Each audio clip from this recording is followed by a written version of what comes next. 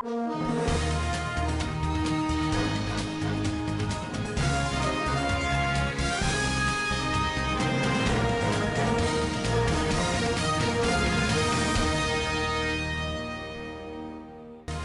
governor forces school principals to eat same food with boarding students. A non-governmental organization distributes school items to orphans in Gusau. Reps threaten jam with allocation deductions. On business, Dangote Nigeria start test run on 2 billion naira fertilizer plant. On sports, Arsenal eliminated from Europa League. And on the international scene, AU to deploy 3,000 soldiers in Niger, Mali and others.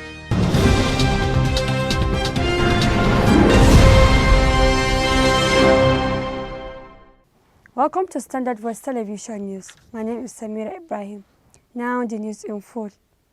Zamfara State Governor Dr. Bello Muhammad Matawalli has mandated secondary school principals and feeding officers in the state to always eat from the food they serve to the boarding students or be dismissed.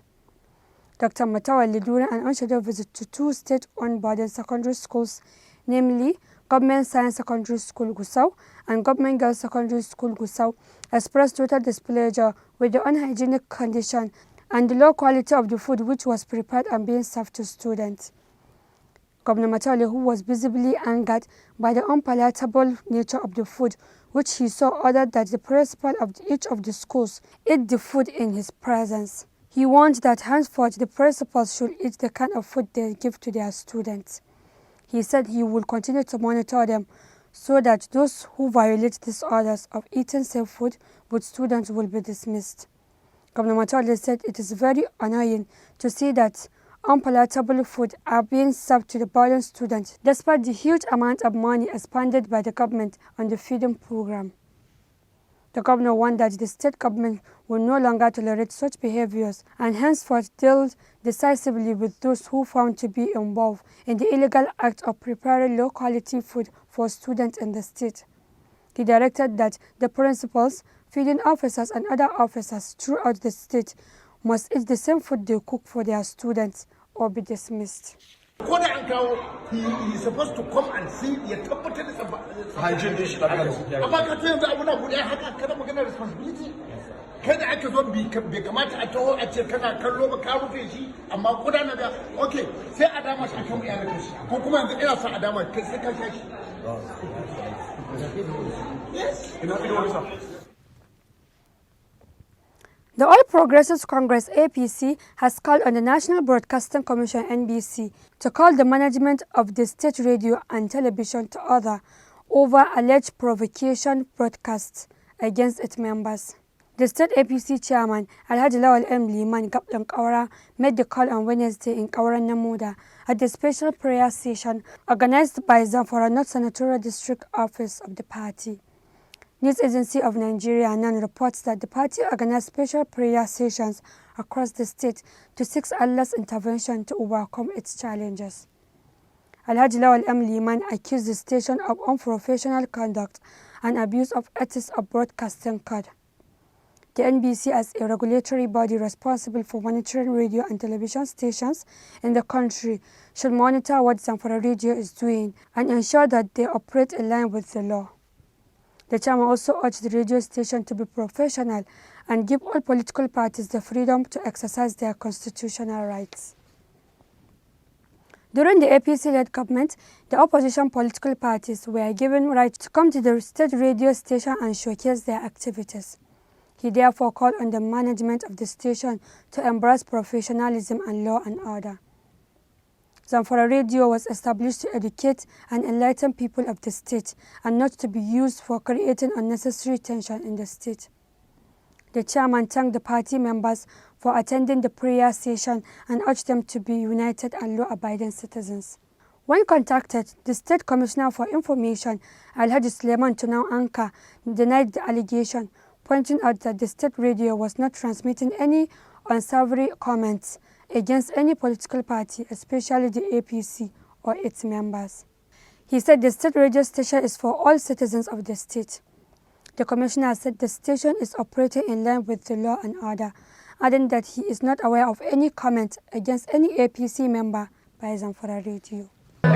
gidan rediyo na Zamfara na al'ummar jihar Zamfara ne ba na wata jam'iyya bace guda. The Lubna Baba Gusau Foundation has distributed school items to some orphans and less privileged pupils at her residence in Gusau, the Zamfara state capital. The school items include school bags, maset, sandals, uniform, and socks, among others. Addressing the gathering, the chairman of the occasion, Alhaji Halliru Andi, commended the effort of the founder of the foundation for her initiative as a woman in the whole of Zamfara state. The chairman said the gesture will serve as an empowerment tool to the orphans and less privileged pupils towards the development of their lives and the state as a whole. The occasion was graced by some prominent people, among whom were the State Commissioner for Health, Alhaji Yahya Muhammad Kanoma, the Sarkin Kasuwar Daji, and the Principal of Government Arabic Secondary School, Jigas, Gusau. The foundation was initiated to sponsor students into both Western and Islamic education schools, including the payment of school fees from primary up to secondary school. Our correspondent observed that 107 pupils have so far been given the assistance out of the 200 pupils earmarked for the assistance. The chairman further called on the wealthy individuals to continue supporting the initiative of the LBG Foundation. Chairperson of the screening committee called on parents, guardians, and the pupils to use the opportunity given to them wisely. Wannan talabi da an ka baku ba don ɗaya a sa kaya da takalmi da saha a yi makaranta ba, a'a kun ji an ce za ta ci gaba da wannan abu, Allah ya sa tana cikin masu rayuwa kuma tana da abu. Sai ku yi ƙoƙari yaran ku shin ku duba karatunsu suna ganewa ko ba su ganewa. In his comments, the Commissioner for Health, Alhaji Yahya Muhammad Kanoma, who flagged up the distribution of the items to the beneficiaries, commended the effort of the founder and called on the parents, students and guardians to use the materials and the opportunity given to them wisely. He called on the founders of the initiative to keep up with the good work towards eradicating illiteracy and bringing development in the state. Wannan abun duk wanda Allah ya sa ya ga irin wannan tallafi da aka bayar dole jikin shi ya mutu, tausayi ya shigo mishi, an yi shi ne don Allah. In his goodwill message, the Sarkin Kasuwar Daji commended the effort of Hajia Lubna Baba Gusau and also called on the parents and beneficiaries, who are mostly orphans, to take their studies seriously. The House of Representatives threatened to order the Ministry of Finance to deduct from billions of naira from the allocations of the Joint Admissions and Matriculation Board. It also asked MTN to provide all evidence of tax remittances to government since the beginning of its operations. It said MTN had raked in billions from its operations in Nigeria, as in 2011 alone. It made 2.3 billion naira as connection fee from its various subscribers. The chairman House Committee on Finance, James Falake, during the submission of Muftaho Bello, who represented JAMB Registrar Professor Ishaq Oloyede at the ongoing hearing in Abuja, said JAMB did not make proper remittances from 2011 to 2015. But Bello said the present JAMB management had been remitting funds since it came on board. He said JAMB even overpaid the amount due in 2017 by over 1 billion naira. The Academic Staff Union of Universities, Kano University of Science and Technology, Wudil branch, has described the recent increase in the university's registration fees as highly insensitive, looking at the difficult economic situation in the country. The union made this known in a statement issued on Thursday and jointly signed by the branch chairperson, Comrade Muhammad Sani Gaya, and the branch secretary, Comrade Murtala Muhammad. According to the statement, for the avoidance of doubts, the union categorically reiterates its earlier resolution at its Congress held on Thursday, 16th January 2020, and its press release on Thursday, 30th January 2020, of total rejection of what it termed as dangerous venture due to the unreliability of the data used by the management to arrive at the reviewed charges. It said this undermines the Kano State policy on free and compulsory education. The statement added that the services rendered from the funds generated from registration fees paid by the student in the university were unjustifiable. Stakeholders and the general public may also wish to note that the university authority wittily concealed the actual amount to be paid by the student, as there are hidden charges. According to the statement sent to Solace Base on Thursday, the amounts to be paid as indicated in the Wednesday 26 February press release signed by the University Deputy Registrar Saidu Abdullahi Nayaya does not in any way correspond with what was approved to be paid. It added that coupled with the lack of accountability, the increase is coming at a time of extravagant and bogus expenditure by the university management. Since the introduction of registration fees by the university in 2015/2016 session, there was never a year when the audited report was presented before the council in violation of Section 31 of the university law. The union is worried that the development levy, as a component of registration fees collected from students to better their welfare, is to be used in offsetting bank loan facility of the exotic cars purchased for the principal officers of the university. The statement concluded that based on the Lima Declaration, which posits that every human being has the right to education, as such education should not be made inaccessible to a large number of people, it then called on the state government and the university authority to with immediate effect to reverse the hike in fees. The State High Court in Lokoja has declared the removal of Simon Achuba, former Kogi Deputy Governor, by the State House of Assembly as null and void. The presiding judge, Justice John Olorunfemi, while delivering the judgment on Thursday, said Achuba's removal from office by the Assembly is a violation of the Constitution, and the subsequent nomination of Edward Onoja as the Deputy Governor did not follow due process. Justice Olorunfemi described the action of the Kogi State House of Assembly as a constitutional coup, harsh and executed in a democracy, explaining further that the action is contrary to the Section 188, subsection 8, a section that stopped the Assembly from further action, having discovered that the former Deputy Governor was not found wanting by the panel. The judge said the onus to produce the remaining volumes of the report purported to have indicated the former Deputy Governor rests with the defendants, which they failed to. He pointed out that the 29 defendants also did not file a counter notice describing the process of removing the former Deputy Governor as not following due process. Mr. Achuba had earlier challenged his impeachment by the Kogi State Assembly and sought for relief of the court to declare his impeachment as illegal and to be reinstated as the rightful Deputy Governor of the state. In their submission, counsel to the impeached Deputy Governor, Jibril Okutachi-san, in a 13-page counter affidavit, submitted that the court should discountenance the application by the clerk, describing it as a breach of Court Order 11, Rule 2, subsection 4, and Section 115, subsection 4 of the Evidence Act. President Muhammadu Buhari on Thursday expressed sadness over the passing of retired Ambassador Ado Sanusi, the Dan Iyan Kano and uncle to Emir of Kano Muhammad Sanusi II. The president described the late Ado Sanusi as a distinguished diplomat and remarkable statesman who had served his country and his immediate community with dedication. According to the president, the great contributions of the late diplomat will be remembered for many years to come. President Muhammadu Buhari also extended condolences to the Emir of Kano, his family, the Kano state government and the people of the state at large over this enormous loss of a remarkable gentleman and committed public servant. We'll be right back after this short commercial break. Stay tuned.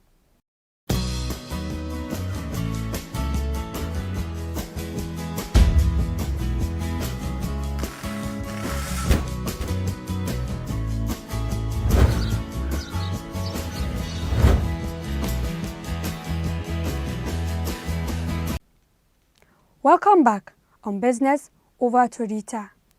Audio Jungle.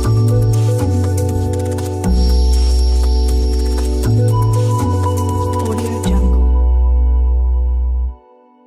Welcome to Business Desk. Nigeria Dangote Group started a test run of a $2 billion laser plant that will make Africa's most populous country meet all its domestic demand. This followed the completion of a critical section of the plant, including the central control room, the Aluminium and Ura Bunk Storage Area, and the Cooling Tower. Mr. Deva Kumar Edwin, Group Executive Director of Strategy, Portfolio and Development and Projects at Dangote Industry Limited, stated that by the time the plant is fully commissioned, the country will become self-sufficient in fertilizer production and even have the capacity to export the product to other African countries. The plant, constructed by Svtv of Italy and Tata Consulting Engineers of India, will be the biggest in the world with capacity for 3 million tons of fertilizer a year. It's been powered with gas piped by the Nigeria Gas Company and Chevron Nigeria Limited, under an agreement to supply 70 million cubic feet of gas daily. The fertilizer facility is in the same location in Nigeria commercial capital, Lagos, where the Dangote Group, owned by African richest man Aliko Dangote, is building 250,000 barrels per day crude revenue, also reputed to be one of the world's biggest on completion in 2021.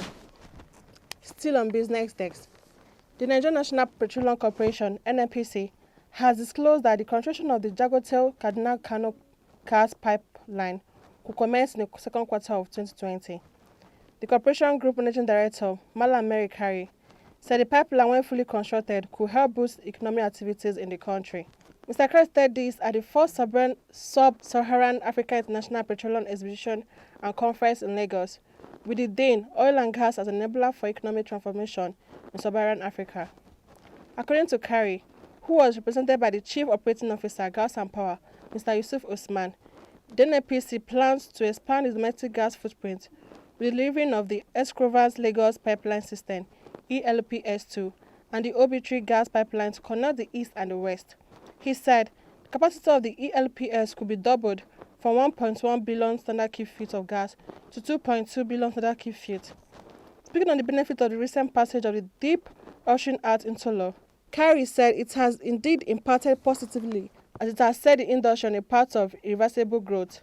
He added that with the final investment decision of the NLNG Train 7, Nigeria, African leading exporters of liquefied natural gas and the fourth in the world after Qatar, Australia and Malaysia, were ready to capture more liquefied natural gas market. Oil and gas resources have remained the major source of revenue that has kept the wheel of Nigeria moving for over 5 decades. And that is all on business days. Until I come your way again, I'm Agua Rita. On spot, over to Sofian.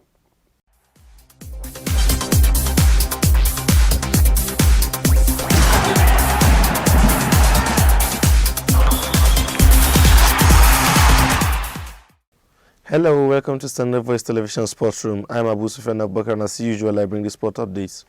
Arsenal FC has been eliminated from this year's Europa League after losing at home to Olympiacos on Thursday night.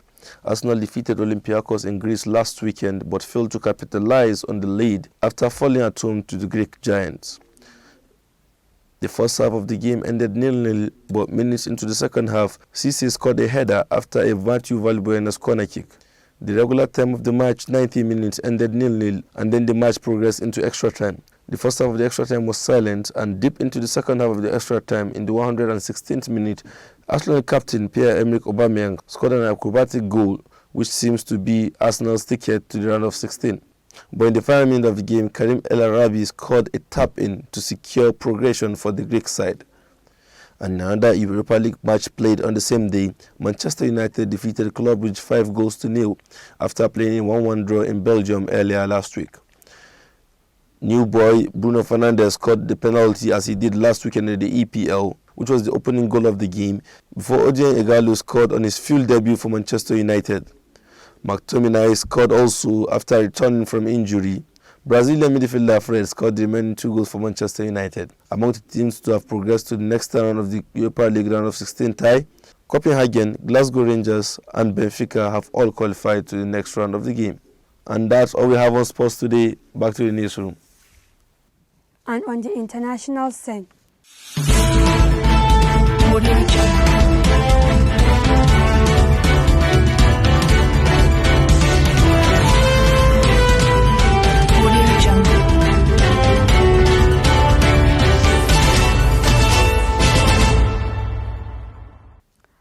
As a way of ending the terrorism ravaging the Sahel region of Africa, the African Union is preparing to deploy 3,000 troops in the countries in the region. Mr. Smail Chagwe, head of the AU's Peace and Security Commission, said at a press conference that the decision was made at the AU summit earlier this month.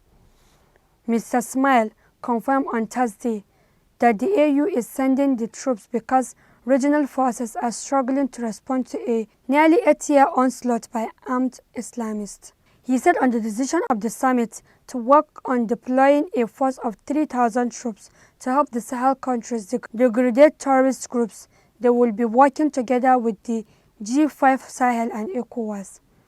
G5 Sahel is a 5,000-member joint force already on the ground in the Sahel, and ECOWAS is a West African regional bloc. A localist revolt that began in northern Mali in 2012 has spread to the center of the country and to neighboring Burkina Faso and Niger. According to UN figure, around 4,000 people died in the three countries last year, a five-fold increase over 2016. The bloodshed was escalated despite the presence of a 13,000-strong UN peacekeeping force in Mali and rattled coastal countries to the south of the Sahel. Final decisions from the AU summit have yet to be published, but diplomats have confirmed details of the proposed Sahel deployment. The summit decided to deploy about 3,000 troops for a period of 6 months to work with the countries of the Sahel to deal with the menace that they are facing. South Africa took over as AU chair at the summit and plans to host an extraordinary summit of the body on security issues in May. That has been the news from Standard Voice Television. To end the news, a quick look at the major headlines. Zamfara government forces school principals to eat same food with boarding students. A non-governmental organization distributes school items to orphans in the south. Reps threaten jam with allocation deductions. On business, Dangote Nigeria start test run on 2 billion naira fertilizer plant. On sport, Arsenal eliminated from Europa League. And on the international scene, AU to deploy 3,000 soldiers in Niger, Mali and others. That's the news. On behalf of the production crew, Head of News and Current Affairs Ibrahim Garbatunov, I am Samira Ibrahim. Wishing you a pleasant day. Keep watching Standard Voice Television.